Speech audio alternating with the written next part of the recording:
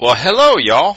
We are in the middle of Trial by Fire monthly raid for whatever month we're in. We are in January.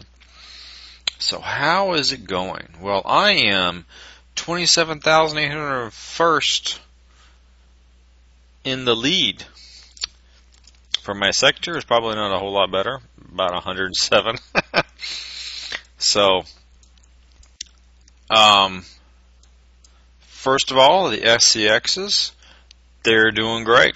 They're doing pretty good. Actually, that's an example. Half of mine don't have siege cannon, half of them do, so they don't run the same speed. But, you know, they're actually running pretty good. The Engine Disruptor 3 works really, really well. Liking that.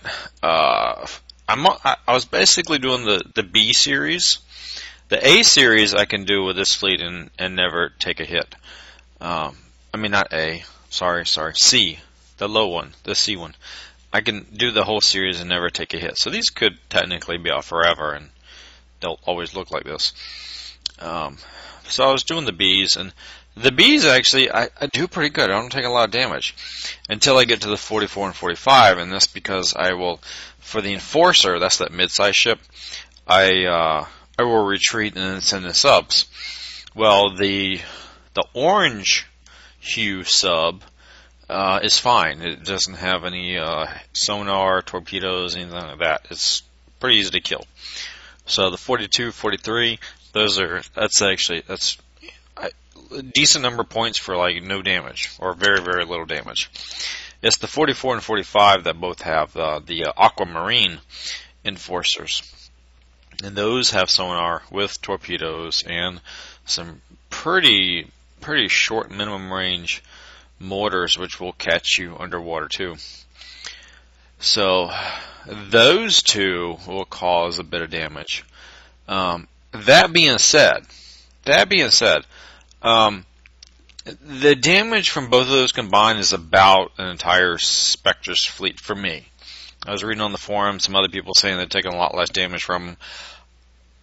They have a different setup than I do. The setup I have is a setup I've had for a long time. It hasn't really changed. It's either I tried it once with the batteries, and I tried it once with the cat drives. And I was doing better with the batteries because it was seeing me either way. But at least the battery, I never surfaced. I didn't surface. Which was really more important on the 45 because the 45 has two enforcers. It's got the one that can see you and the one that can't see you. You have to kill the one that can see you first, and then you kill the one that can't see you. You do not want to surface for either of them because they both got rockets.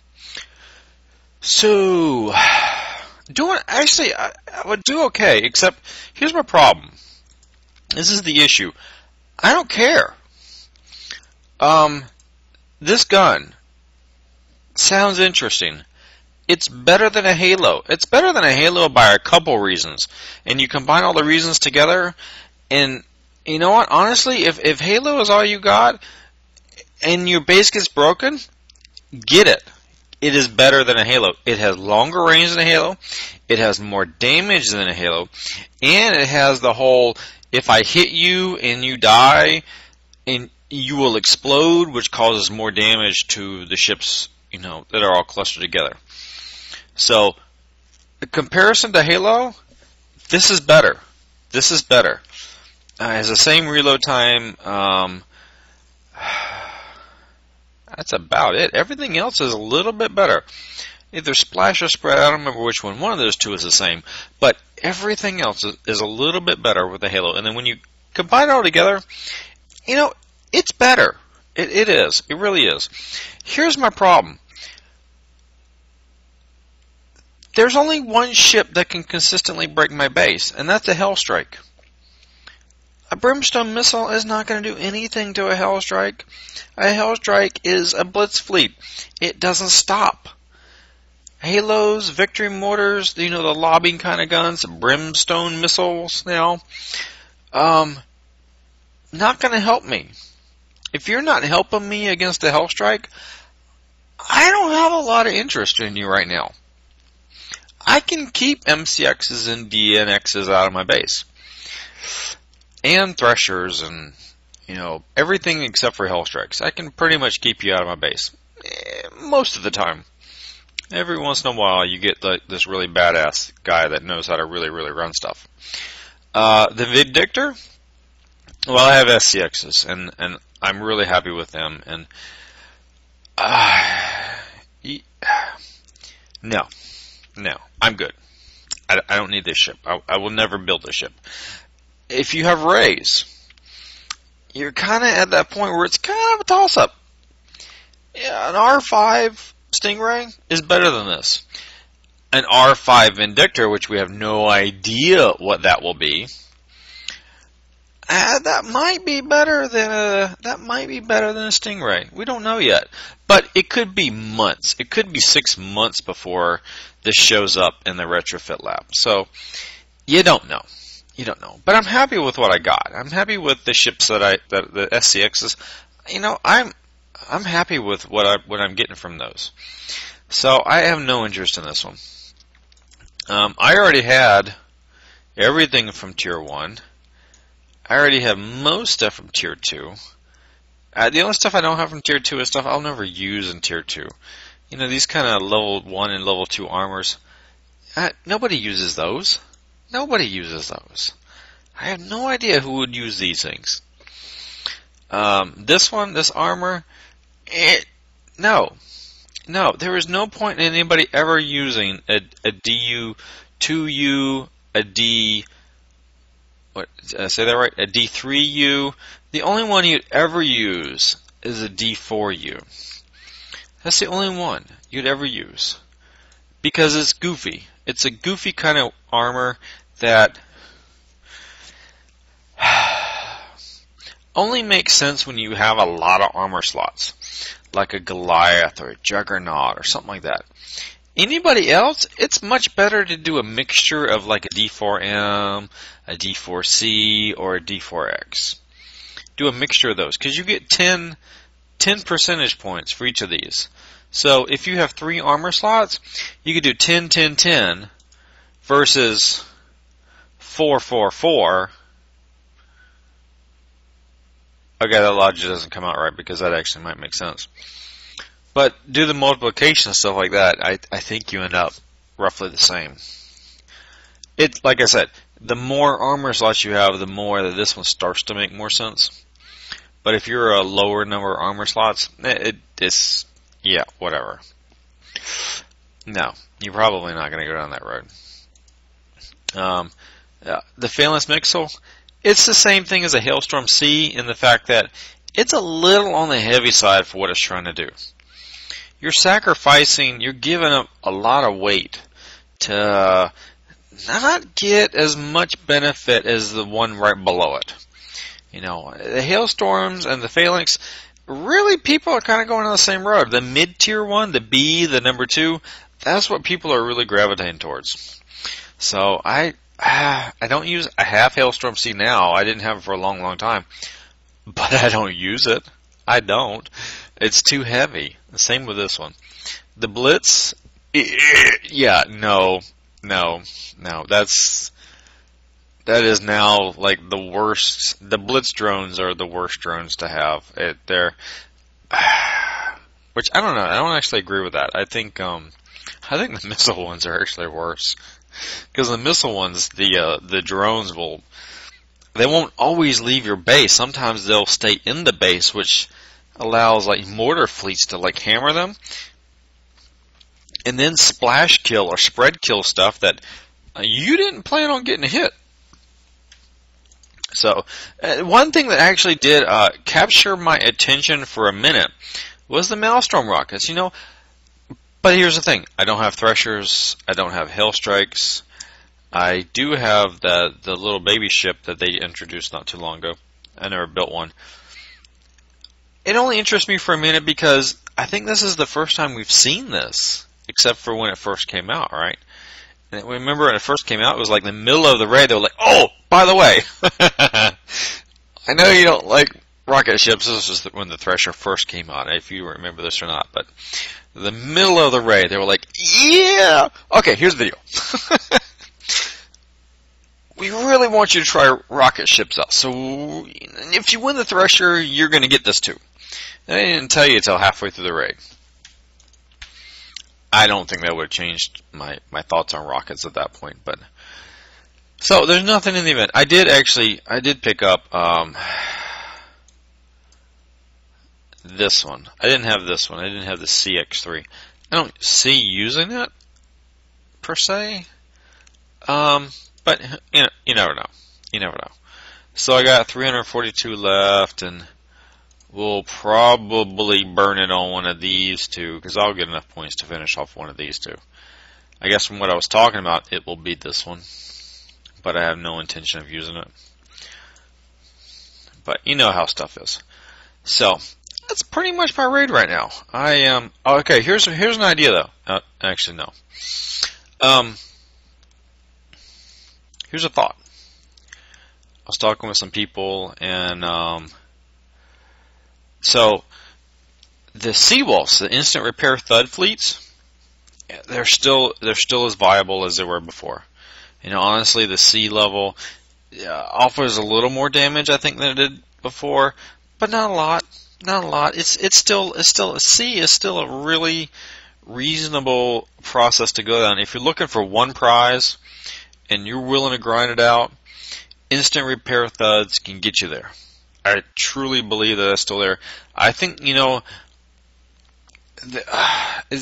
these Reaver raids have not been the raids of, if you don't have the best, most awesome ship ever, you can't get anything. This is not. We have not been having those recently. They have really listened and gave you some opportunity. However, Seawolf Thuds Instant Repair Fleet, if you've picked this up from the weekly missions, dude, stick one of these on there. You got the weight, because you have no armor and you're using thuds. And you're probably using hardened barrels and autoloader. Stick one of those up there. Holy crap! You don't have enough weight to stick two, but you can stick one.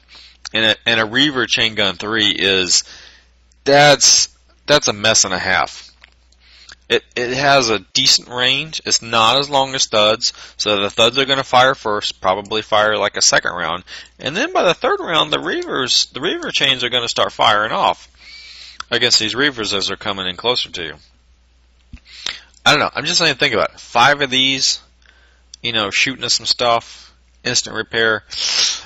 I think that's a good switch off, you know, because here's the thing. And this is why people really haven't thought about it before. Instant repair fleets, right? It has a lot to do with armor, okay? Why are instant repair fleets thuds? They're instant repair fleets with thuds for 2 reasons. 1, they got good range. 2, they don't add armor. See, if you look at the assault cannons, they add armor. And that's the problem. The problem is, when they add armor, you either have to really balance out your guns versus any little bit of armor you actually do add to make sure you stay instant repair. You know, the Reaver chain gun, it doesn't add any armor. It adds extra damage. It's like 3,000 damage over like one salvo. And here's the beauty: you hit Reavers. Well, they don't all come at you at one time. It's not like Draconians where they all just swarm you in one big bleh. You know, Reavers come at you in waves. You take a wave, and then you make sure you stay away from the next wave long enough for this thing to reload. So, you know, you're only going to get one shot off, but you're going to get 30 salvos off, right? I don't know. Think about it. If you got an instant repair fleet, if you got an instant repair Seawolf, or you got a kind of instant repair Sea Scorpion, Sea Scorpions could actually probably carry 2 of these. Seawolves could probably only carry 1 of these. I'm just saying, think about it. I think that this would be a lovely little addition. A lovely little addition to an instant repair kind of fleet. I am liking that. I am liking that idea. Because I'm really thinking of taking off my the ships that have the siege cannon. I'm really thinking of taking that siege cannon off, but probably taking the 2 siege cannons off and putting on one of the Reaver chain guns on each of these little boogers. I'm thinking about that. I'm thinking that might be not a bad idea. I'm liking the idea. So if you're doing the raid, you pretty much can do it like you did the time before, but you know, B's and A's, you're going to take more damage than you did before, which is cool. That's cool. They always get a little harder, and this one is a little harder. It's not crazy harder. It's a little harder, and I think that's okay. So, you know, if you're looking for something in particular, go for it. You know, I got a buddy that, you know, he got the what are these? The Reapers. That's too close to the word Reaver. He got the Reapers a while back. He built shells and he built like a test ship, and his first test ship didn't do so great. So he wanted to do the downpour missiles, but he only had level 2. So this raid, he wants the level 3 because he's going to stick like mostly 2s up there and like 1 or 2 3s or something like that. And that's what he's shooting for. Once he gets that, he's done. Wash his hands of the raid. And you know, my mom that's playing, right? She was texting me earlier. She's like, "So what am I going for this raid?" I haven't replied yet because I'm like, I don't know. What do you want? Just pick up random crap. If you're doing okay in the raid and you don't really know what you want, burn all of the stuff that shows up in the weekly events that you don't already have. So it's not doesn't become optional at that point. It doesn't become thrown in the mix of stuff you don't already have. Okay, let me clarify that a little bit. These little boogers, the stuff in Tier 4, these 2 on their weekly missions. Good God, don't get it here. That's a crap ton of points for something you can get in a weekly mission. I picked up these in the weekly mission. I haven't done these in regular raids. I think this was a weekly mission too. I'm thinking. I don't really remember when this one came out. Yeah, that's a lot of points. That's a lot of points. Well, I'm thinking if you like missiles and you don't have this, yeah, that might actually be worthwhile. But the only reason that these 2 are worth this money is if they are taking them out of the weekly missions. That is the only reason these 2 be worth anything in here. Otherwise, you know, stick with the whatever the weekly mission number is. I think it's like 2.5, right? And you've had a year or more to have ships that can do the weekly missions. So, I don't know. So anyway, my give a damn's kind of busted for the raid, but that's fine. If you actually had to go hog wild nuts on every single raid that came out, it would drive you nuts and you would burn out. So I like the idea that, you know, the December raid, you know what? Actually, I didn't do anything with December raid either. Anyway, I like the idea that, you know, some raids, you know what, it captures your attention and you're like, oh, I want that. That is what I want. I got to have me one of those. And you put forth the effort to go get it, right? But then, you know, 2 or 3 raids later, you're like, yeah, I'm still building what I got. Yeah, I'm not, what you're offering is not so awesome. I'm going to stop building what I got. Yeah, I'll get the middle, I'll get the lower middle stuff, but I'm not going to get that big thing. You know. And so if you pick up, you know, 2, maybe 3 raids during the year where you go push and you go hard and you go get the thing you want, at the end of the year, you know, you can be doing okay. There's so much crap in this game now. There is so much variety. There is no reason to have everything. Just pick the things that you want. Figure out how you like to play the game. figure out what kind of player you are. Are you a missile guy? Are you a mortar guy? Are you a blitzing guy? God help you if you're a blitzing guy.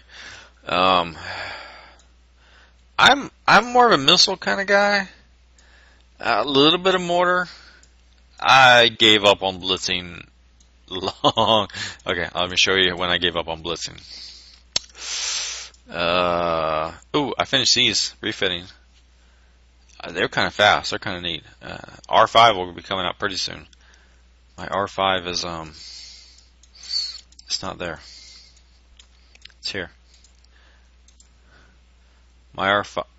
No. Oh, I haven't done it because I'm working on MCXs. Sorry about that. Yeah, I'm doing the R4 for the MCX. About 40,000 short, I think, for the R5. What was I talking about? Oh, yes, I remember now. Doesn't matter. This is when I gave up on blitzing. Original Strike Cruiser, Siege Cannon S. The special is actually different now than what it was when I actually used it for blitzing bases. And it worked. It worked great for like a month or so. And then they make changes and then shit don't work great anymore. That's the problem with blitzing. Blitzing fleets have the shortest lifespan. Missiles and mortars have a much longer. The MCX and DNX has had a much longer lifespan than the SCX, the SC, Strike Cruiser, the Thresher, the Hellstrike is running its second month now and it's still doing okay. But give it 2 months and it probably won't be that effective anymore. Or maybe it will be. Who knows? So anyway, all right. I hit 22 minutes. I'm tired of talking, and good luck on the raid. I hope some ships have repaired since I've been talking, because this is probably why you're watching. You're just waiting for some ships to repair so you can go back at it and kill some more stuff. Watch some more stuff blow up. Don't run into the fire. May the Reaver fire always be behind you, or in a path that you don't really want to go down. So I'm just making a shell. I have no idea what's going to be in that ship yet. So anyway, I'll talk to y'all later. Have a good night, and bye bye.